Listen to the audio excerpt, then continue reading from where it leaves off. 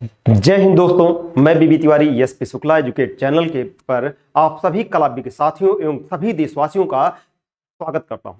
दोस्तों आज हम लोग अपने इस राष्ट्रीय ध्वज अर्थात अपने तिरंगे की शान में कुछ कसीदे देखेंगे और वो तिरंगे की शान, आन बान और शान के बारे में उसकी जानकारी देखेंगे कि क्या है। तो अपने तिरंगे पर जिसे सलूट है, जय हिंद है, और उस तिरंगे के बारे में आज जानते हैं क्या है।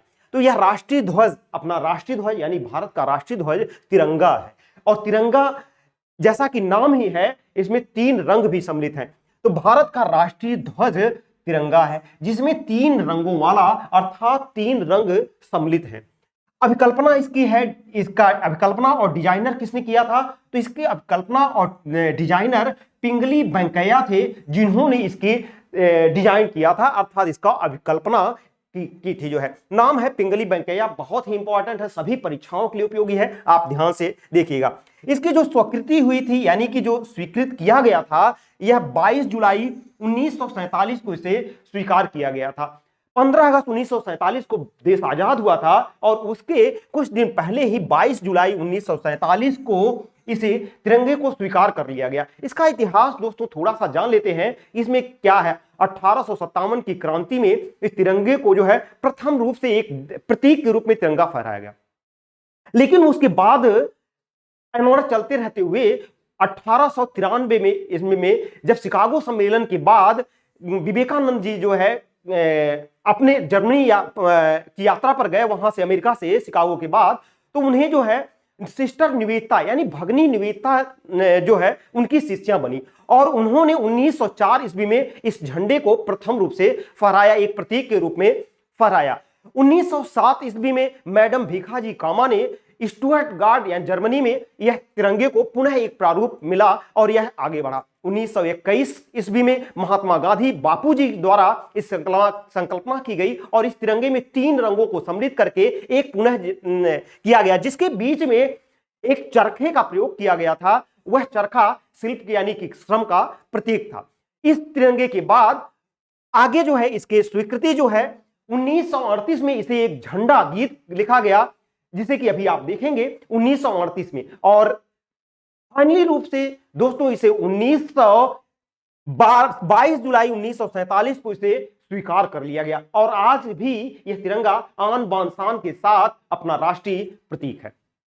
अनुपात, इस तिरंगे का अनुपात जो बनाया गया है वह है, इसका एक सबसे न्यूनतम अनुपात 3:2 फीट के आकार में इसका आकार है। यह अनुपात भी है दोस्तों, इसी अनुपात के आधार पर इसके कुल संस्करण या मानक जो है कुल 9 मानक बनाए गए हैं। प्रारूप जिसके 9 है, 9 मानक या 9 संस्करण के रूप में इसे माना जाता है।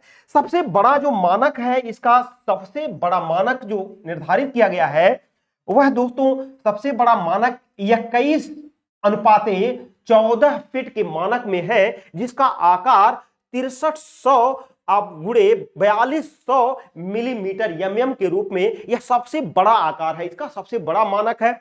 सबसे छोटा मानक जो है देख लेते हैं, यह 3:2 फीट के अनुपात में यह है, जो कि 150 गुणे 100 mm के आकार में यह है। तो दोस्तों 9 मानक है, हमेशा यह ध्यान रखिएगा, इन्हीं 9 मानकों पर बनता है। तिरंगा में 3 रंग हैं, अपने राष्ट्रीय प्रतीक ध्वज तिरंगा में 3 रंग है। सबसे ऊपर केसरिया रंग है जो साहस और त्याग का प्रतीक है, बलिदान, साहस, त्याग, धैर्य, शौर्य इसका प्रतीक है यह केसरिया रंग।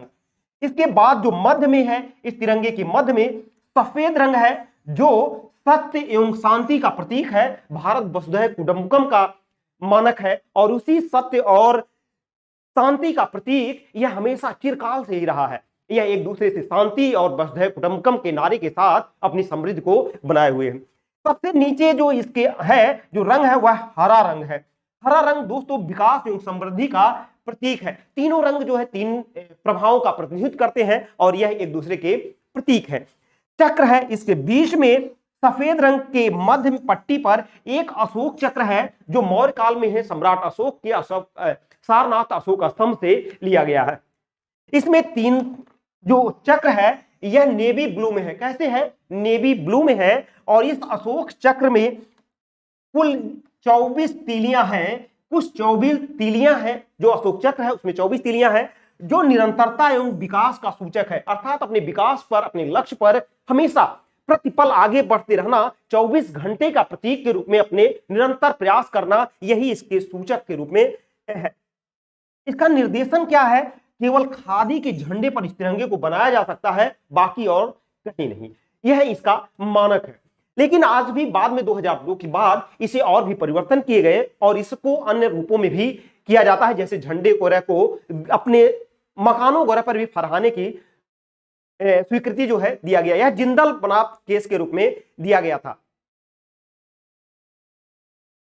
इसे झंडे के रूप में दिया गया था। तो यह जो है केवल खादी के झंडे में बनता है।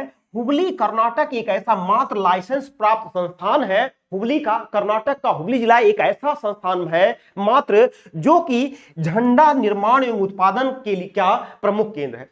यह जो है यही एक केंद्र है हुबली, जो कि कर्नाटक जिला में है, कर्नाटक राज्य में है, और उसमें झंडा निर्माण एवं उत्पादन को किया जाता है। यहां पर दोस्तों स्वतंत्र भारत की पहली डाक टिकट 21 नवंबर को किया गया। स्वतंत्र भारत की पहली डाक टिकट 21 नवंबर 1947 को भारतीय ध्वज पर जारी किया गया था। पहला टिकट भारतीय ध्वज पर जारी करने का यह डेट याद रखिएगा दोस्तों, इंपॉर्टेंट होती है सभी देशवासियों के लिए जरूरी। 21 नवंबर 1947 को पहला डाक टिकट जारी किया गया था। झंडा गीत है, और इस झंडा गीत जो है, यह झंडा गीत 1938 में श्यामलाल गुप्ता पार्षद द्वारा इसे स्वीकृत किया गया था, यानी कि इसकी रचना किया गया था 1938 में। श्यामलाल गुप्ता पार्षद ने इस तिरंगे झंडे की के सम्मान में एक गीत की रचना किया था।